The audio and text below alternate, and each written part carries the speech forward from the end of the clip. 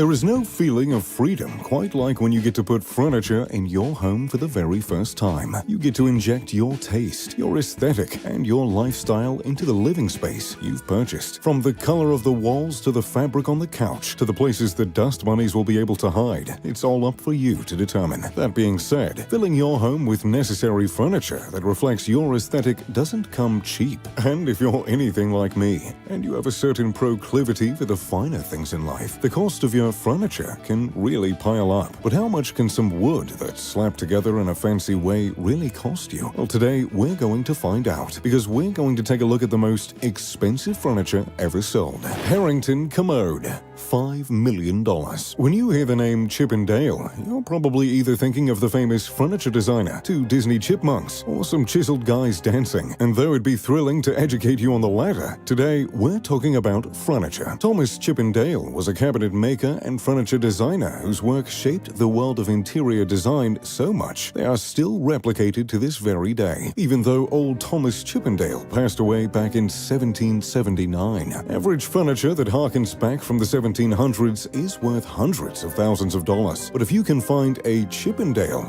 well, then you'll never have to work another day in your life. In 2010, a Chippendale cabinet dubbed the Harrington Commode went to auction. The piece was estimated to sell for between $600,000 and £1 million. But if there's one thing Chippendale always did, it was surpass expectations. The Harrington Commode ended up selling for a whopping £3.79 million, which translates to just around $5 million US. The Harrington Commode was crafted using tulip wood, rosewood, and yellow wood, and features an engraved medallion which is surrounded by floral borders and includes a bellflower inlay. Antique secretary desk, $11.4 million.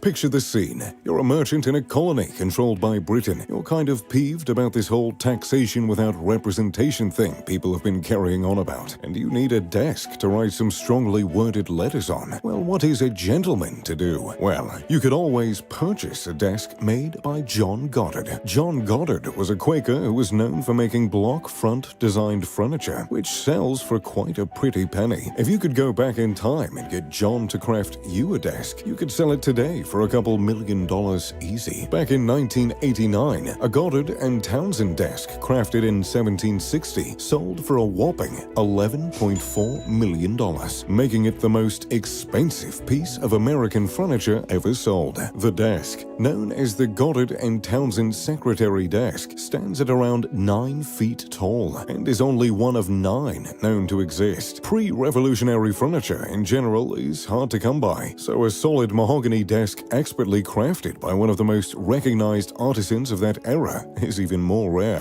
The Dragon's Chair. If there was an award for the coolest named piece of furniture on this list, the Dragon's Chair would take the cake. It is one of the most expensive pieces of furniture ever sold, and it is the most expensive chair ever sold, with an astounding price tag of $27.8 million.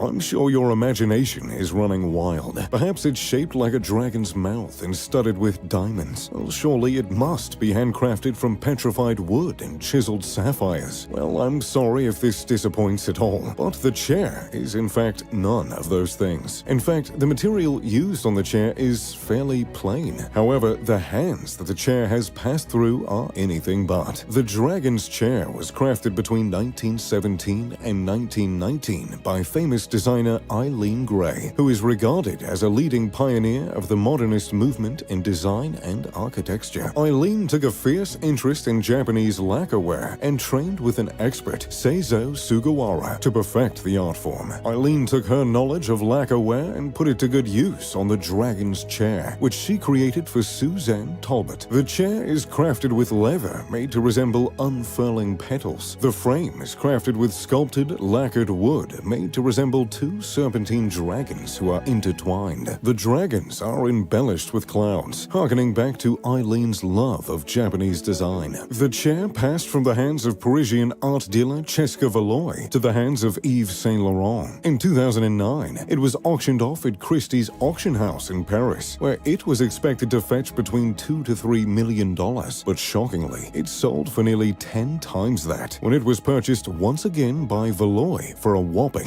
$27.8 million. Persian rug, $33.8 million.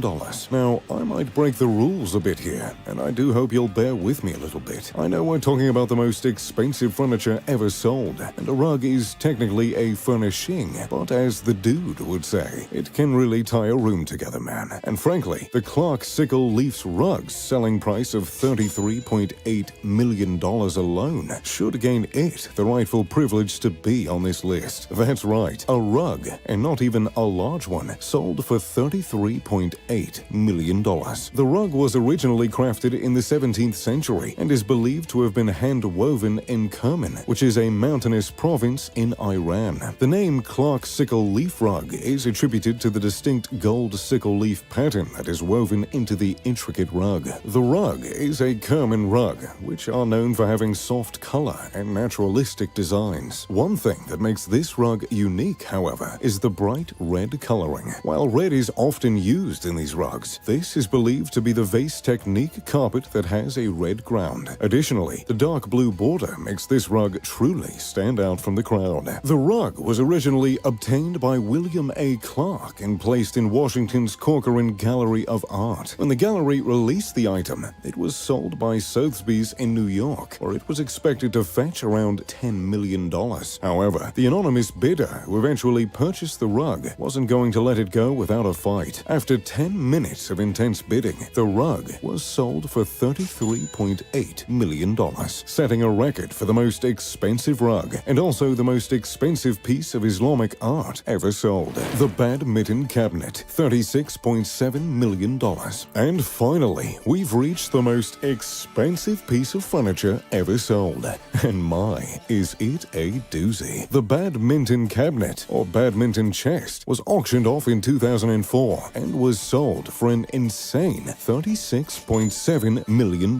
Just let that one sink in for a moment. The Badminton Cabinet was commissioned way back in 1726 by the 3rd Duke of Beaufort, Henry Somerset, and the task of making it wasn't simple. The cabinet took a team of 30 skilled experts over 6 years to make, which, quite frankly, I can't even imagine. With the way my tastes change, who knows if I'd even like the style by the time it landed on my doorstep. Although it's rather hard to hate on a piece of furniture this stunning. The cabinet is 12 feet tall and about 7 feet wide. The ebony chest is inlaid with amethyst, lapis lazuli, agate, and quartz. Quite an assortment of semi-precious stones, if you ask me. The top of the cabinet features an impressive clock face that is marked with fleur-de-lis and flanked on either side by gilded statues. Above the clock is a rather astounding gilded coat of arms, which makes for an impressive piece, fit for a royal. Despite what the name may imply, this cabinet wasn't for storing badminton rackets. It remained at the Duke's county seat Badminton House for over 2 centuries, which resulted in the rather unusual name. The cabinet was first sold in 1990 when it was auctioned off by Christie's for $16.59 million. And in 2004, the piece was sold yet again, this time shattering world records by selling for $36.7 million.